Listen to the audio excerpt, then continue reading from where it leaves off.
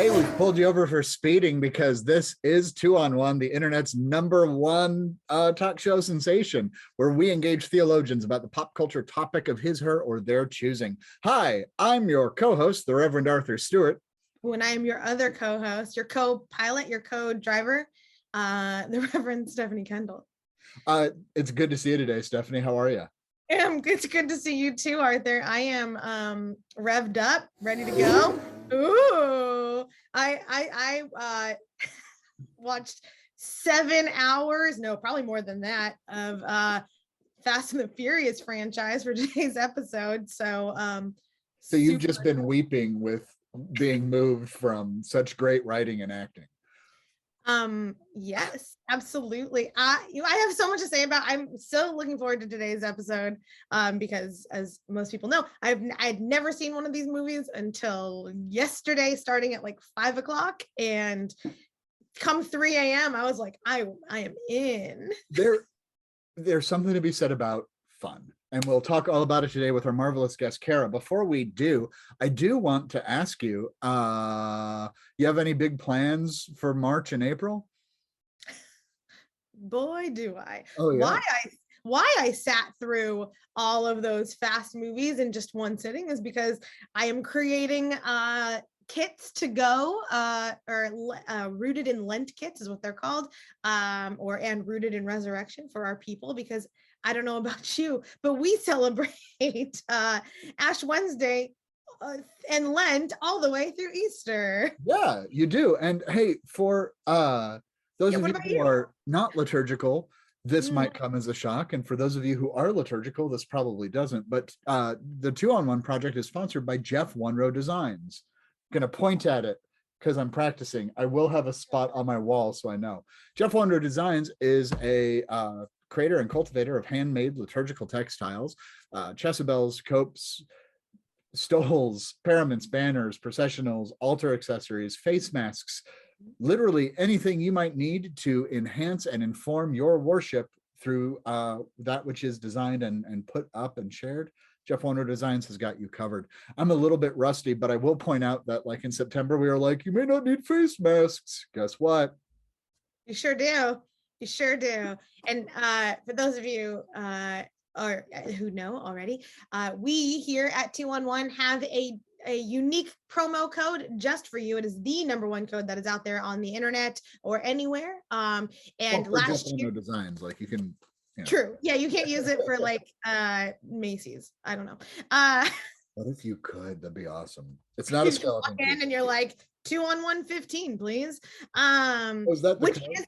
It is the code. It is 2 on 1, all letters, no numbers, and then a 15, all letters, all numbers, no letters at the end. 2 on 1, 15, to remind you that you are getting 15% off your entire stole order. That's the best. It's huge, and I will name that we had an ordination this last weekend, and I'd been hinting that I had bought one in December, and I I did the add-on to put her name and our church's name as her sponsoring congregation and the day she was ordained and her ordaining text all on it, so that she has it to carry this time and space and people with her as she goes forth in her ministry.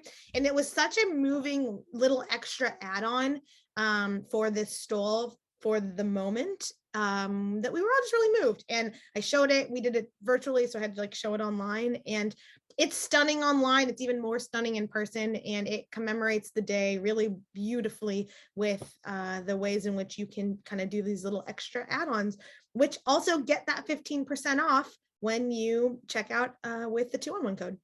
That's right. The 2 on 1 code, TWOONONE15, for 15% off your entire stole purchase. And they are just beautiful. Here's the deal. For 17 years, Jeff Wonroe Designs has been making ordinary time extraordinary. And we're actually in ordinary time right now. So do it. Check out their catalog online, all of the options, all of what's available. They're fantastic. Do it after our show, though, because we need you here for all of it. We need you to live life with us a quarter of a mile at a time. Be our ride or die, Deuces. Come on now. Ride or die, remember? I'm so excited about this. I'm going to bring Cara in. Let's do it. Reverend Cara Gilger, welcome back to 2 on 1 for the Fast and the Furious. Hi, thanks for having me. Actually, we're going to call this one, since it's your third appearance, the 2-1 project. The last time you were on was 2 Project 2-1. I'm trying to title our show the way that they've titled Fast and Furious movies. It didn't work. Make no sense. Oh, so they should make no sense and not be numbered correctly. Exactly. Okay. Okay, gotcha. I thought that was obvious. That's an actual text I sent to Cara last night saying I need their titles to include, besides Too Fast, Too Furious. I had no idea which one was which. They retitled the Star Wars, what would it be, nonology, like they titled the Fast and the Furious movies, and it's kind of hilarious. But I love it. Well, Cara, thank you for introducing me. Well, Arthur knew about it, but I knew about it, but introducing myself to the Fast franchise. We all know I needed another fan base to cling on to. But tell us a little bit about what you've been doing since the last time you came on the show, and why the Fast and the Furious franchise for this conversation today. Okay, yeah. So I think I can't remember the last time I was on, but I do a lot of what I call freelance ministry. I do a lot of pulpit supply. I do a lot of speaking. I do consulting work around spiritual formation and staff alignment. And I went on a contract with our general office of general minister and president last year as just another ministry partner, but I have since come on part-time permanent staff with them. And so that is kind of where I'm basing my ministry out of now, but I'm still doing my consulting and working with our colleagues to kind of think about this post-pandemic spiritual formation piece, right? I'm also in my 3rd year of my spiritual director's training, which is like the joy of my ministry right now. So that's kind of what I've been up to. And actually how this conversation came about is I'm actually a very closeted Fast and the Furious fan, because if you know me in real life, I'm like very serious. I'm not a Bachelorette franchise person. I'm not a Real Housewives person, but Fast and Furious is my guilty pleasure in terms of like trash TV, I guess. And so I told Stephanie this a long time ago, and she's like, I would not have guessed that. And then Arthur said he loves the series. And so we kind of coordinated with Spiff to get her on board. But I think one of the reasons it makes a good conversation for 2-on-1 is that it's so broad. Like when you look at what those films gross, everyone's watching them. And I think there are some really interesting themes about chosen family and about trust and about how you build community and how you break community that's informative to theological discussion and like thinking about how we love God and do community together. That's great. This has been 2-on-1. I'm your no, I'm just kidding. No, I think go ahead. Like these are dumb movies, like, and that's okay. Yeah, they're not. These are never going to win Oscars for acting. Vin Diesel in them yet, and it's so there's with the Fast and the Furious franchise. I actually and Spiff, I want your opinions with 10 hours of just shotgunning these. It is. Like I love James Bond movies, though I've moved away from it because the more I realize all people are worthy of respect and dignity, the less good the Bond movies are. But there is that thing of like, who's the Bond villain? Oh, who's the Bond girl? Oh, what stunts are they doing? And I think the Fast and the Furious franchise has kind of done that. Like they've kind of taken that onus. Like they just announced recently that Jason Momoa is going to be in Fast 10.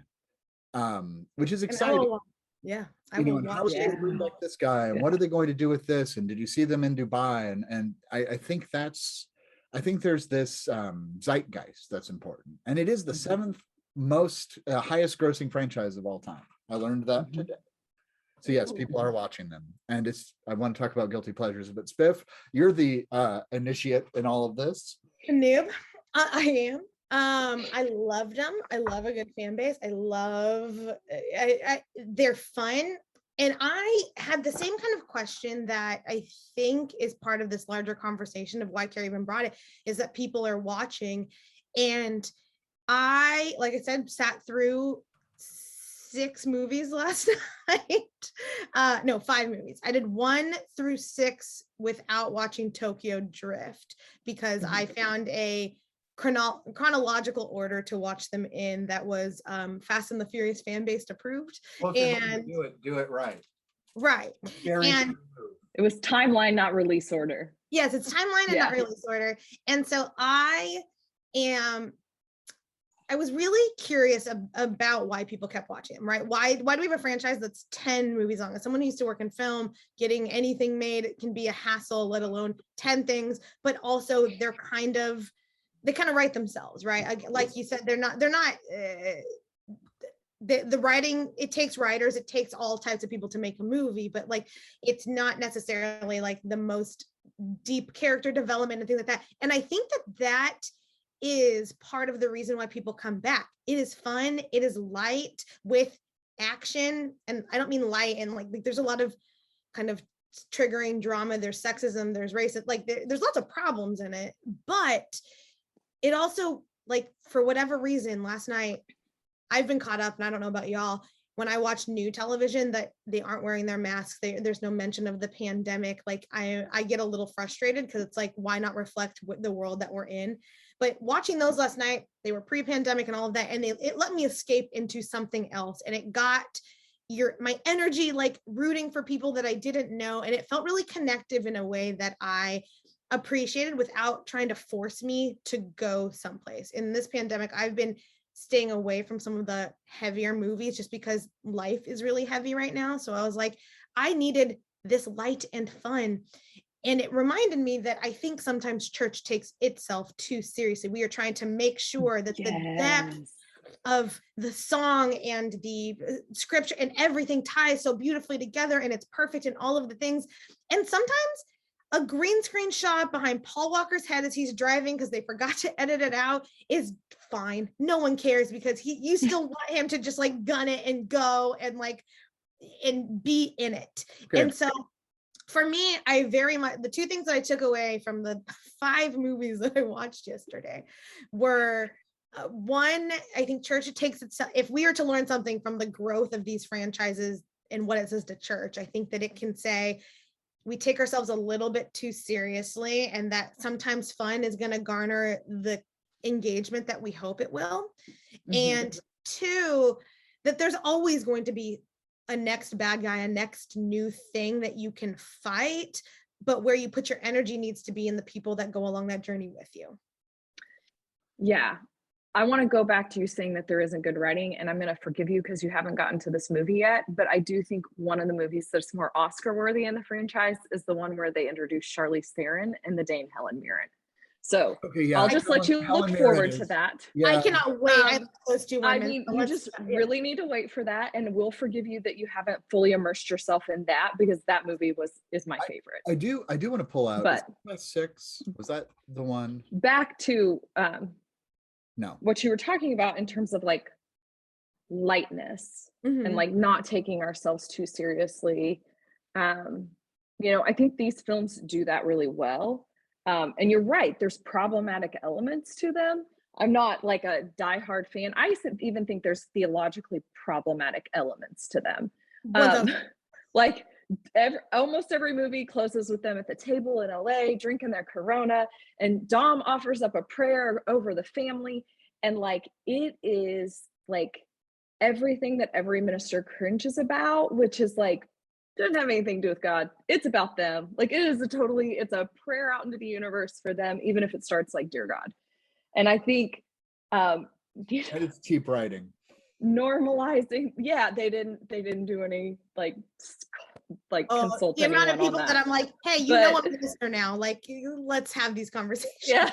Yeah. So you know, there's lots of cringy stuff in there, even theologically, but they're still fun. They're fun, and I think that they offer, I don't know, the very first time, so for those of you that have not seen the movies, you watch them, but there's an ongoing theme in which, or it's kind of the rules for them, right? First person to grab food and take a bite has to offer grace for the table, and it ends in that way. And I remember thinking, so the very first one, I forget what his name, but he prays around the table and he doesn't even know how to start. And I was like, this is interesting, because I do like the intentionality of giving thanks for something. And it always ends with like, and thanks for cars, or thanks for those types of things. And at minimum, I do like the posturing of like a space of gratitude at the end of our day. Even if theologically, I wish I could be their pastor and be like, okay, let's unpack what you just said, and like, let's move forward. I did get modeled a space of in which I think they're postured to take, right? They're taking cars, they're taking money, they're all, taking life in lots of ways. But at the end, there is that kind of outward of gratitude for what we are engaging. And I thought that it bookends these stories kind of beautifully in a way that I was unprepared for. Like, I guess I'll just say, like, I was like, oh, prayer in these movies, was not expecting that, but okay. Yeah. And I think it's a recentering. So part of what I have kind of been curious about, like, I've been thinking about as I rewatch them, is like, they start off stealing cars and then they get in much deeper. Like, they get involved in the FBI. They didn't want to be involved in the FBI. They get involved in drug cartels. They didn't want to get involved in and so one of my questions is, if, you've had a previous host who asked the theological question, or previous guest, Katie Hayes, who asked the question, if God got everything God wanted, what would that look like?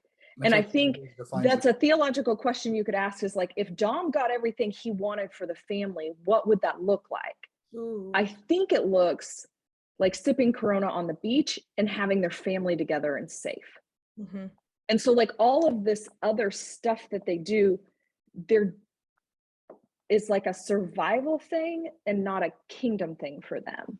And I think that's a really nice tension in it, because all of the movies, they're trying to protect their own like sense of survival, and they don't generally, that's not true. I mean, sometimes they go looking for trouble, but it's usually that they kind of end up in the orbit of trouble, if that makes sense. Except those are, I mean, when they're originally stealing cars, that's going looking for trouble. Well, they have to walk that line between hero and anti-hero. Like, they're the good guys. They're not always good as the good guys. Yes. I wonder too if the anti-hero thing isn't the stance the church should take. We have to be in opposition, not participants in what is happening. And so I bring up to what is the cliche we always get in ministry? You're supposed to comfort the afflicted and afflict the comfortable. And instead what we do is we comfort the afflicted, and then we let the comfortable kind of ride it out because we don't want them to leave. And therefore, and if it's about the oppositional thing, it's the oppositional thing. And the Fast and the Furious movies, would it be interesting if they were all on a beach drinking beer together? It'd be fun for a few minutes, and then the prayers would get obnoxious. And I'm sorry, I mean, like, so there's always the ratcheting up, and there's always the, how do we make this more gray? Can the church learn from the grayness of the Fast and the Furious franchise? I think the church sits in the gray, and we're not honest enough about it, and therefore it makes us a little repugnant. Say more on that, please. Well, like, we're made up of people, and we make mistakes, and pastors botch things, and committees get it wrong, and like, there's a little bit of like, it's gray. It's just gray because we're human. And we don't name that. We don't say, oh gosh, we're a bunch of humans gathering and we're doing this very human-like, like, it's messy. Instead, we kind of try to like polish ourselves up like a Hollywood hit, like it's not gray. And I think that has done the church a disservice. Like, I think in setting the expectations unreasonably for people that engage with our communities, but I also think, like, in terms of understanding like what we're here for and why. And I'm not advocating, I'm not advocating for sloppy ministry. I'm just saying, like, when we can't, I mean, part of the nature of the Christian life is confessional, which means that we admit that we do live in that gray, and that we strive for this thing that God wants, but we also are really bad at wanting what we want. And I think we're terrible at that. Well, and as a modeling even. Sorry. No, I don't want to cut you off because I totally agree with that. I had the thought yesterday that, you know, because I'm a big Marvel fan, as we know. I watch all, I go to opening night, watch all the Marvel movies, and I love a good superhero movie. And this felt like that it's got kind of that familial fan base. Everyone pitches in. Like my favorite of the Marvel films, which it's fine, but like I love the Avengers because I like the team structure of it. And this felt like those movies, but in a much more realistic, like the superpower was that they turned to each other rather than having some like outward, you know, like kind of supernatural thing that happens to them. But they each have their own gifts and skill sets. They're only able to accomplish these tasks because they come together and things like that. And I very much was like, oh, this feels very human. And often I think and it was just reminding me of that when you were speaking, because I think so often pastors want to put themselves in, you know, as Iron Man or in the kind of more like supernatural spaces, rather than saying, no, we're in this trenches together as real humans with real gifts, but with real conflict and joy and stress and all of the things that come in between that the fast characters live more into than, let's say, the Avengers do. They're still doing something. They're still, I think their commitment to community over ego does. I mean, if we're going to compare franchises, they do a much better job. Because I don't think there's anything in the Fast and the Furious franchises that compares to Avengers Civil War, unless you want to say that like Letty's death nearly tore them apart, but it didn't. Like, because spoiler alert, Letty isn't dead yet. She is resurrected. But she is very complicated in her resurrection. She's very complicated. And part of what we had said, because I had not watched this and did not know my Sunday evening would be committed to engaging the franchise so deeply. Tell everyone, I told you to watch 6 and you got hooked. Yeah, you went back. That's what I was getting at. Exactly. Which is exactly the path I took. I just want to point that out. Years and years ago in Denver. Yeah. Wait, I'm sorry. You weren't from the beginning? No, my friend Val, her brother, she lived with her brother Jacob, and they wanted to go see Fate of the Furious. And I was like, do I need to see the other ones to make sure I understand what's going on, as a joke? And then we spent like a day watching the previous 7. And I got a true fan sitting next to me being like, no, this is important. Now hold on to this. I do want to note, we haven't yet. Oh, I've been in it. I've been in it the whole 2 decades.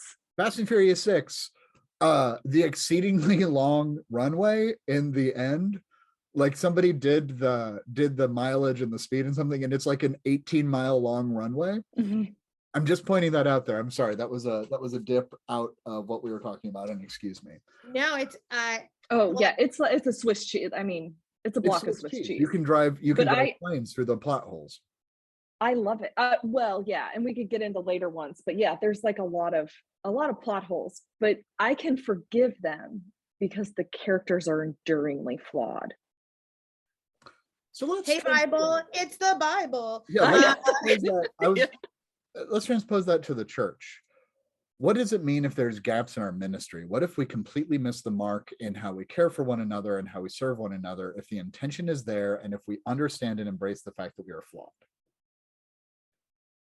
Like I think about it where, like, yes, there are some good performances that stand out as exceptions to the rules in the Fast and the Furious franchise.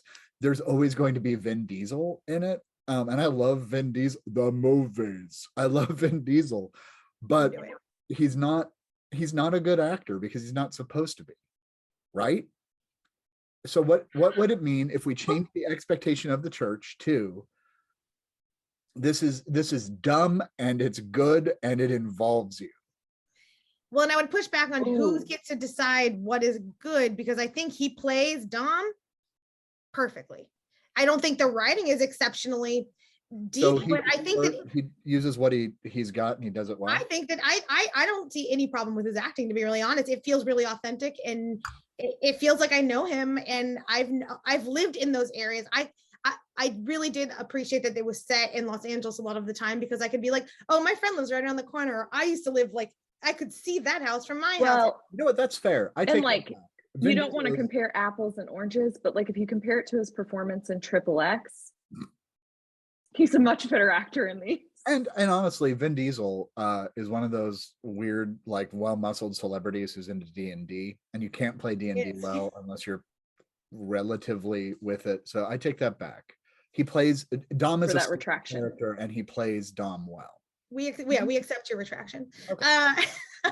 No, but I wanted to touch on like what does it mean of the, you know, like what was your question? It was the if we are flawed. What if we dropped the illusion of we're going to do this well? Like I doubt any Fast and Furious movie has ever been sent to the Academy for their consideration, right?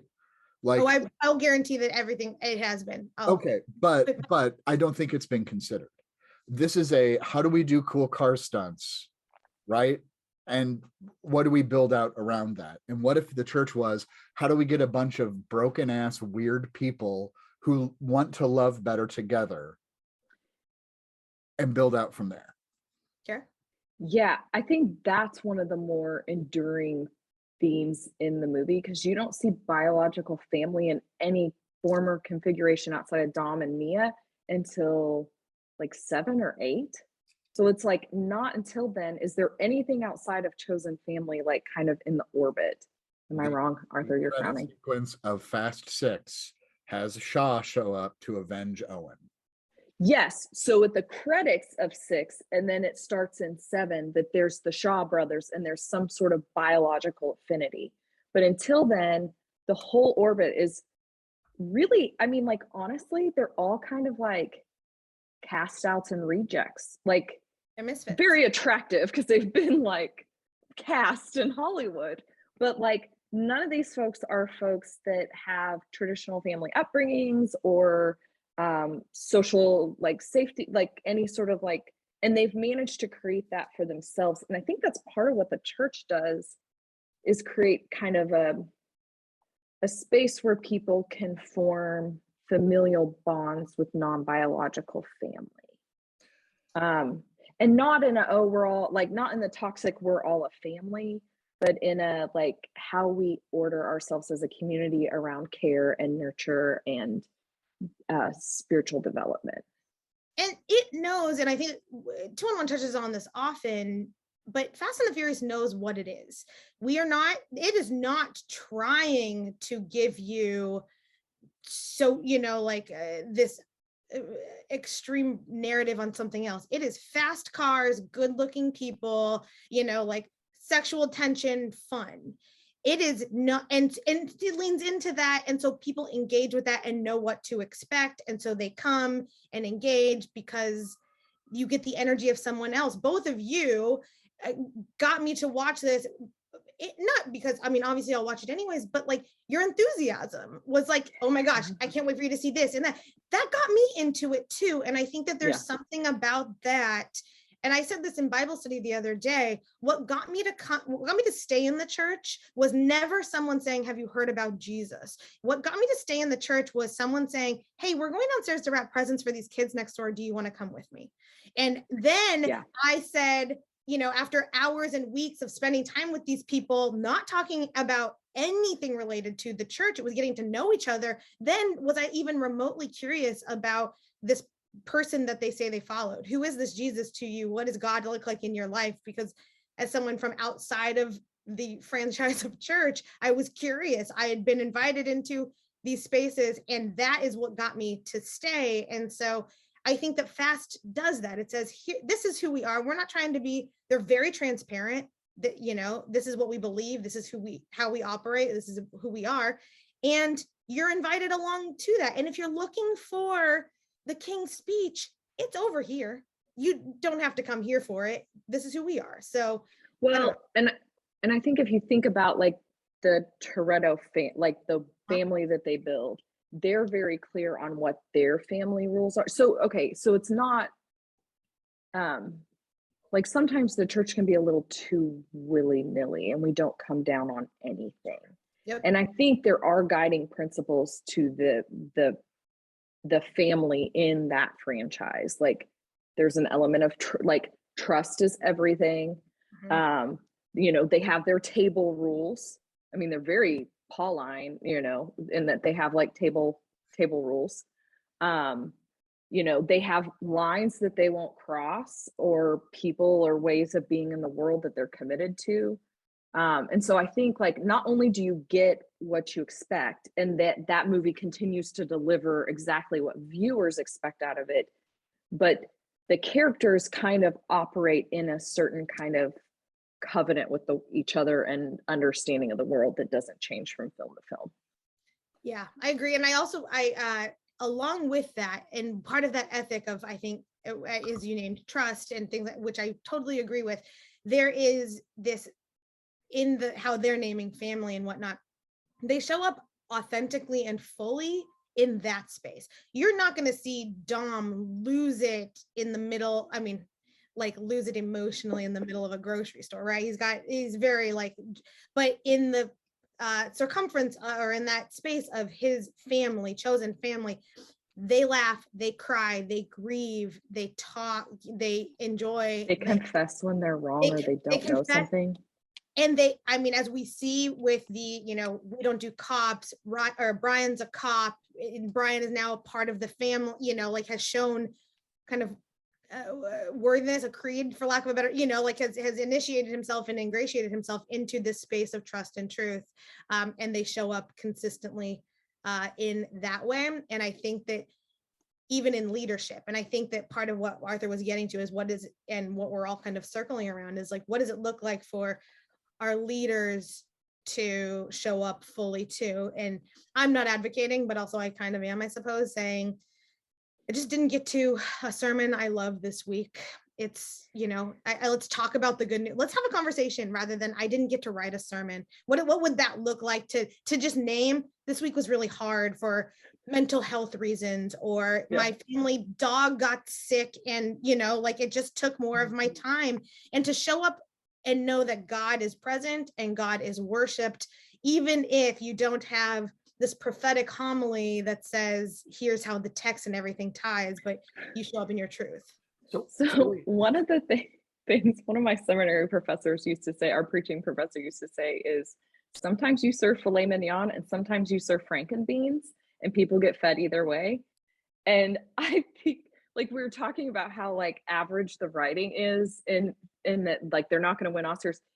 It's a very, like, Frankenbeans movie. Like, you get served up the same thing, you get your nutrients. I do think the Charlize Theron, Helen Mirren one is filet mignon, but, like, for the most part, like, you're getting that. And I think I don't know. I think. And Dame Helen Mirren has joined the franchise, right? Like, I think that's an important, I do appreciate it. And Charlize Theron, both of them are Oscar winners. So it is not like these movies don't have, you know, like, it is just for a certain demographic or people. I got to push back on the Oscar winner thing, just because these are fun movies and it's the 7th highest grossing franchise of all time. It's Marvel movies too. Matt Damon had an Oscars, and he plays actor Loki in the Thor franchise, which is also incidentally the greatest cameo, I would argue, in modern cinema. So there is, like, this, sure, I'm Dane Helen Mirren, and I'm going to do this popcorn movie because popcorn movies are popcorn movies. And I really like what you had to say about filet mignon and frankenbeans. And it's like, I'm not always in the mood for filet mignon. I'm rarely in the mood for filet mignon. And yeah, I can appreciate that. But, you know, I mean, it's Donald Pleasance and Telly Savalas playing Blofeld in the early Bond movies. There's an honor to be invited to something that you know is going to sell well and is also kind of ridiculous. Yes. And I think that's a helpful distinction, that, like, the franchise was not graced by Helen Mirren and Charlize Theron later on. They were lucky enough to get in on a successful franchise. And it was going to be successful with or without them, because, you know, it just is. It just is. And I appreciate, because I was not intending to mean that it was elevated by them coming in. I was meaning to say that the space that they have created is one that actually welcomes you regardless of where you come from. And that was more of, which I did not articulate well earlier, but that was more of what I was like, oh, like, it is for, I love that they cast people before they were super well known, right? Paul Walker had done maybe 2 movies. Vin Diesel was not this household name. This franchise made a lot of these actors' careers, and for lots of different reasons. And so you get these people that are coming in that are in. I think that they've created a space in which all are welcome, maybe.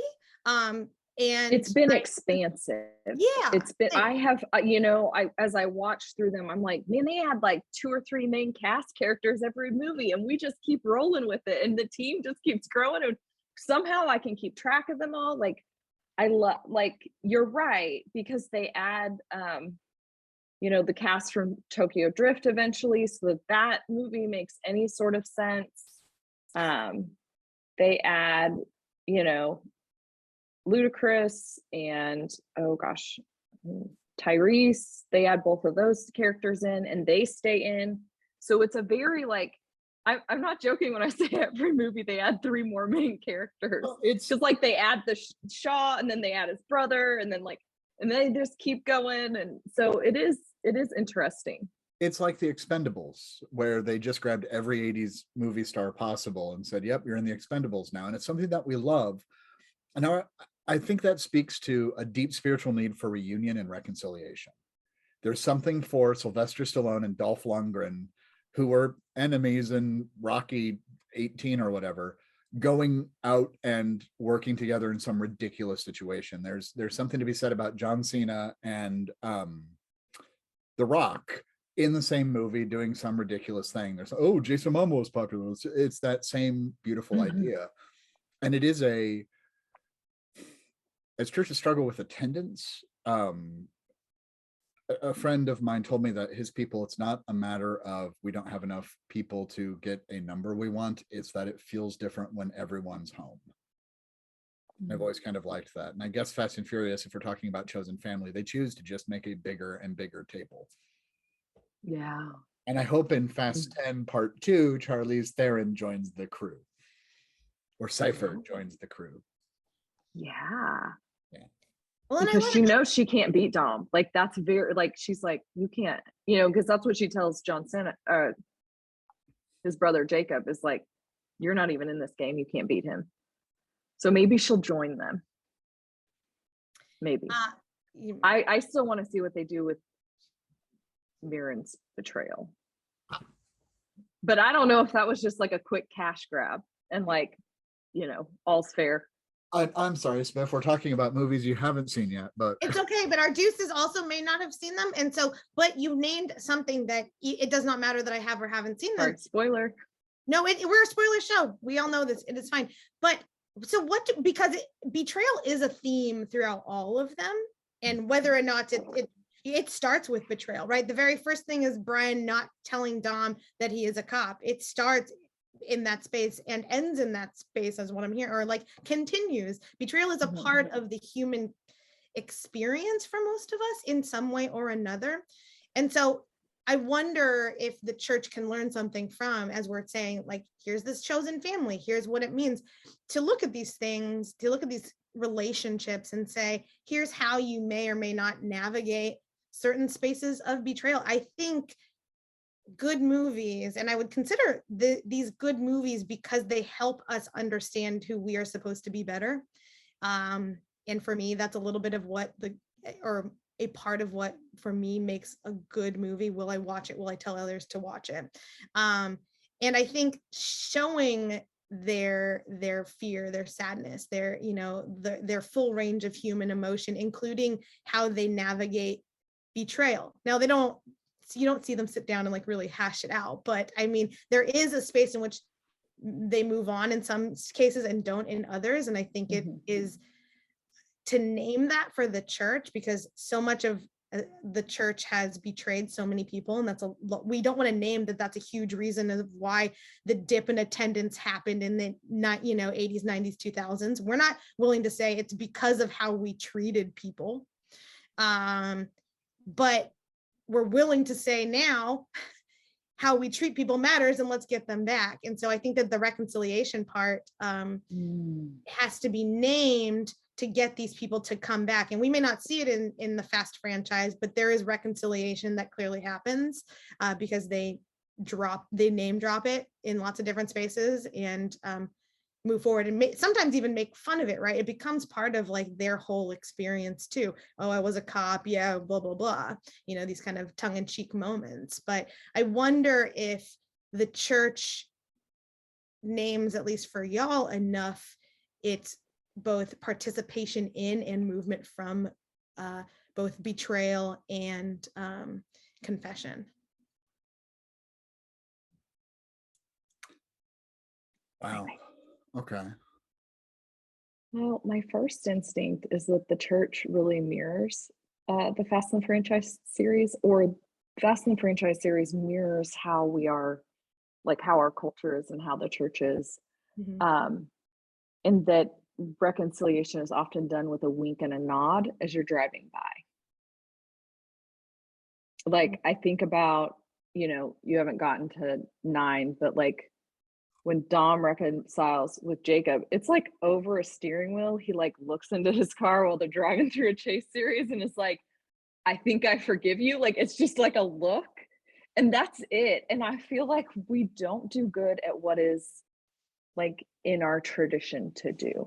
We're more of a wink and a nod and like, I think we're okay. Yeah, we're okay. Okay, let's not talk about it. I think there's an ease to doing hard things when it's done authentically, right?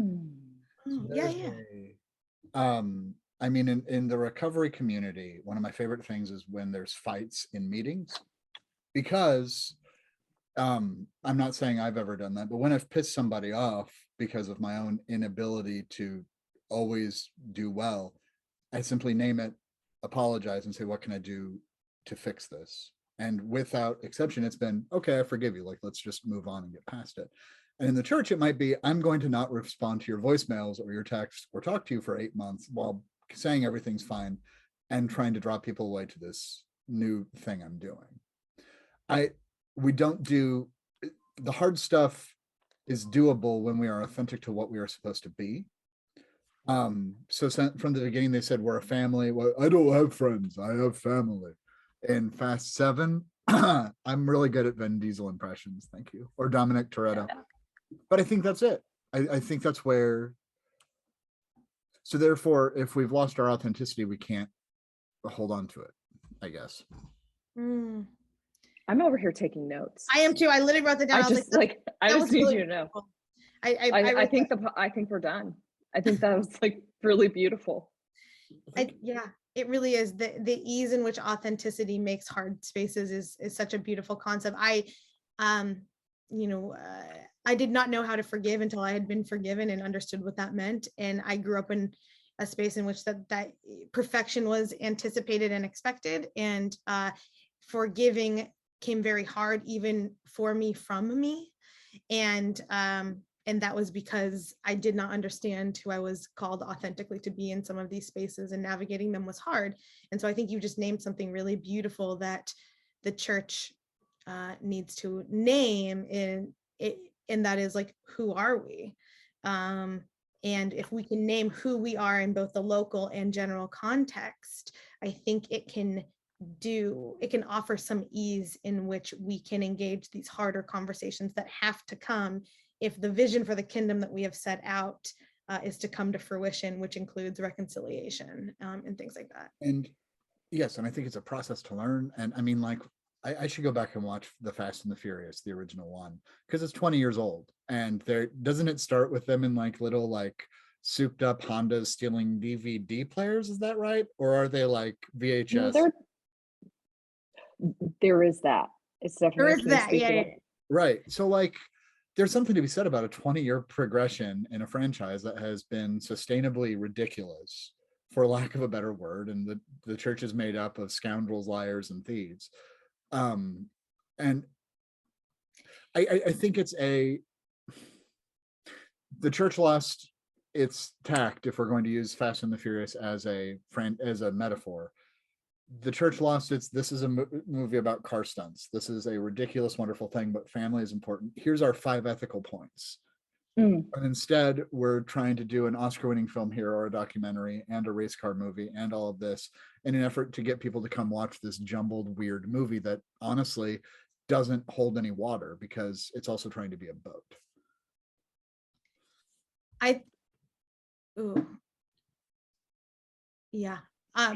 One of the things that it names right off the bat that I think stuck with me, that's just now coming, and I'm curious about y'all's interpretation. So I started with 6, as we all know, because that was what I was told to watch, and it was like, oh, okay, I get it. We're looking for Letty. It feels very resurrection-y, like here's a real good space for resurrection in the church and who we say that we are. But then I went back to 1, and I text Kara, and I was like, well, it looks like I'm starting at Fast and the Furious. Let's just start with 1 here. And the thing that stuck with me, the image of throughout all of the movies that I watched, was Brian bringing the car to Dom when he owes him a 10-second car, and it being a junk, and he's saying like, no, look closer at it, and like look under the hood, look at what it can do if we put the time and the energy into resurrecting it. It can be what we hope it to be, what we need it to be, and what we build it to be. And I thought that was such a beautiful metaphor that I saw then play out in 6 and play out in all of those other movies, that this is even the characters that they kill off, they bring back all the time. This is a franchise of resurrections. And I appreciated the way in which it kind of mirrored and mimicked the creating and recreating God that we continue to serve and worship and live with.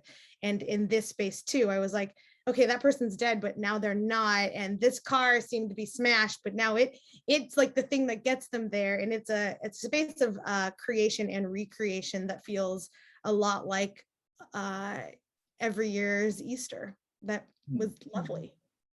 Yeah. I think resurrection is an interesting thing in these movies because it's a soap opera. I mean, nobody stays dead. Like so, okay, for those of you unfamiliar with the franchise, the 3rd movie was like a complete break from what had happened in the previous 2. Tokyodrift was just in Tokyo, and like Bow Wow's in it, and it's just weird. And at the end, the character everybody really loves, Han, dies. He's killed in a crash, apparently. And then the movies go back with Fast and Furious to like, here's Dom, and let's add 3 characters every time and whatever. And then is it 6? Like the end of the movie deals with Han's death. So 6 years later, 8 years later, and now he's back in F9.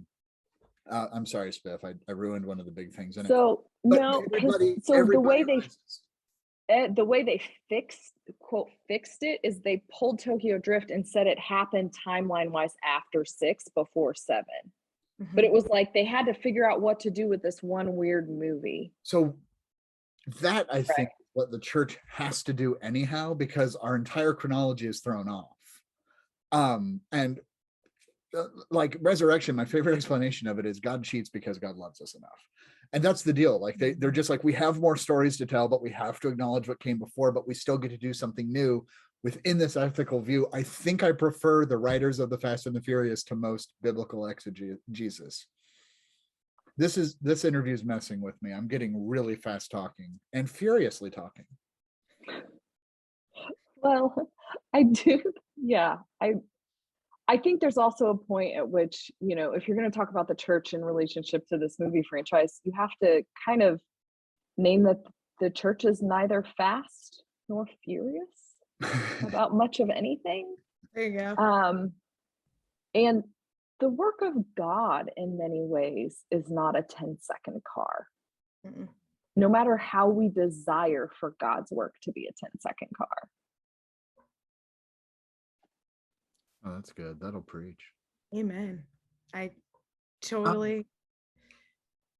Wow. So does the church though need to be fast and or furious, understanding that God's transformation is slow and joyous? What's the opposite of furious? So like, I kind of feel like the church should be a little more furious in terms of like thinking about furious not as anger, but furious as in passionate and intense. You know what I mean? When you talk about lukewarm being the worst sin, be cold, be hot, but don't be meh. I think we could stand to turn the furious knob up a little bit, in terms of our passion for talking about this radical thing that God does on God's own time to transform us and our world. Mm-hmm. Yeah. I yes. It's like, I don't have anything else. Also, I wonder about the fast piece, because I'm a go, hurry up, let's do this kind of person. And sometimes I get frustrated that the church moves so slow because there still is an urgency of the gospel. There's an urgency, so perhaps the fast, I'm sorry. Go ahead. No, excuse me. You were in the middle of a sentence. That's very rude. No. The quickness, the quick and the fury, the quickness and the fury has to come from the urgency of the gospel as opposed to the perpetuation of the institution. Well, and who is in the first movie there? I think it's the first, it might be the second. It all runs together. There is the kid who drives for the slips against the other man, and then he drives off. He's like, I don't know what I'm doing, and Dom's looking for him, and he comes back and he dies. That kid. But what he does is he hits the nitrous too soon. He thinks, and I think the church has hit the nitrous too soon, and we're coasting and we think we're doing good, but we're not going to win this race because we have hit that. We have said we need to go really quick in the wrong space of the race. So one of the things that is a theme in these movies is when you hit the nos, and it's always, Dom always waits till the last second. And I think we don't even know what that tool is or how to use it. We're just over there going, exactly. I'm not sure that it's we got there too. I would never describe us as getting there too soon, particularly the mainline church. Or even getting there too fast and other people passing us. It's we forgot we had that tool on board. And see, in my head, I was we hit the knob when we say, well, we've welcomed queer people into the church, but not into leadership. We zoomed in. We're okay. We're open for them to come and play. But they're not in leadership. We're not ordaining them. We're not giving them any authority or power. Or if you're a primarily white church, and it's of course we welcome, non-English speakers or we people welcome you to become like us. Yeah, and so that's for me. And get a beer. That was we've hit our nods too quickly, and then all of a sudden we're coasting, and we keep pushing it to see if it'll come back, and it hasn't. And so I think a restart is in order for us to. But that's the work of discernment, right? Mm-hmm. There is the work of discernment that is waiting to push the button until you can win the race, or to push the button when it will be impactful. I think that metaphor falls down a little bit because of what I said earlier about some urgency, but we're throwing all sorts of metaphors around. So does Fast and Furious, so we're okay. Can I just make one last observation before I shift our gears and hit the Knox button into our final question? Timothy Olyphant was originally cast as Dominic Toretto. He was offered the part, and he turned it down because he was in Gone in 60 Seconds, and he didn't want to become the guy who was always in car movies. Can you imagine this franchise? I don't think this franchise would survive with Timothy Olyphant, who I really like and think is a very good actor, as Dominic Toretto. I think they would have maybe made one sequel. Isn't it interesting that the people that we think are best fits aren't necessarily first choices? And isn't that a word for the church? Okay. Cara, we're so glad that you are here. You've been here 2 times before, and we know we'll see you a 4th time, hopefully. That being said, you're aware of our final question, which Spiff asks so brilliantly. I can do it, I think. Do it. Okay. Of course. Cara, what biblical theme, scripture, story, character, or otherwise engagement through the lens of scripture do you see in, with, or for Fast and the Furious? I came ready, guys. Okay. So here's what I think. I think Hosea. Because Hosea is angry and violent and frustrated with the world as it is, but still has hope for paradise. So that's mine. I like it. Yeah, I bet I'm the first guest that said Hosea on your show too. I think so. Yeah. Because I think like there's a lot of violence in these shows and a lot of aggression and a lot of that's like fueled by frustration. But they haven't given up their hope that the kingdom they envision is going to come near. And that's what the prophets do, is refuse to let go of that hope despite their frustration and despite the obstacles that Israel or the people of God have before them. So I'm gonna answer next because my answer actually kind of plays with yours. I was gonna say Judith. Because I love the story of Judith, and it starts with is it a Babylonian king with an Assyrian name, or an Assyrian king with a Babylonian name, has this enormous army. There's a spoofiness to it, a campiness to the story of Judith, and it's still a really great book, and it's a fun story. And you got to love the whole cutting off Holofernes' head and carrying it out of camp and putting it on a pike. And that's the kind of world the Fast and the Furious franchise lives in. Like, it's probably not hard to find Dominic Toretto in the real world because everyone knows him. And also he's an international fugitive like 45 times who goes home every night. But we need these stories. We need the rules that matter and not the rules that don't. Yeah. So I have kind of two, because I picked two different characters at first, and I didn't go with the whole theme. I went with one. I was very drawn to Brian's transformation from cop to trusted family member in kind of Paul's own transformation of being against all the terrible things that Paul confesses that he did beforehand, and then his own conversion, and then being part of the family and moving what that means forward was really reminiscent. But I'm also going to go with Letty as Huldah, because she's been a part of the story from the very beginning, living next door, just only gets to write very few spaces, even though she is trusted to know the whole thing as an author of this story writ large, right? As Huldah writes the law, she is an interpreter and knower and part of it. But the women in Fast have such great lines about that they know they hold this thing together. They know that they are a key in this family, and yet there is the problematic, sexism and misogyny that is blatant and runs throughout it, even in their own personal relationships, and they engage in it too, as some of our biblical women do too, but that they are also the authors of this story. So that's great. I love it. I love all these answers.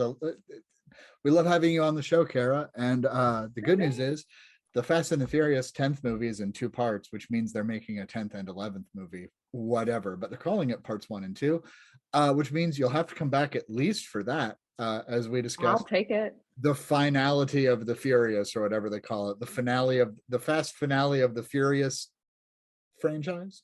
Okay, anyways, this has been 2-on-1. I thought that they tried to do that already, but anyway, didn't mean to cut you off. Go ahead. It is all good. We are sponsored by Jeff One Row Designs. There's a little logo, I think, right there. Maybe, I don't know. And we'll remind you that you can go to jeffwonrow.com, jeffwunrow.com to check out the full catalog and use our promo code 2on115 for 15% off your entire Stole order. On behalf of the 2-on-1 Project, I am the Reverend Arthur Stewart. I'm the Reverend Stephanie Kendall. I'm the guest Reverend Cara Gilger. Hey, and we will talk to you next time, Deuces. Until then, be well and drive safe. Get more 2-on-1. Ride or die, remember? At twoonone project.com.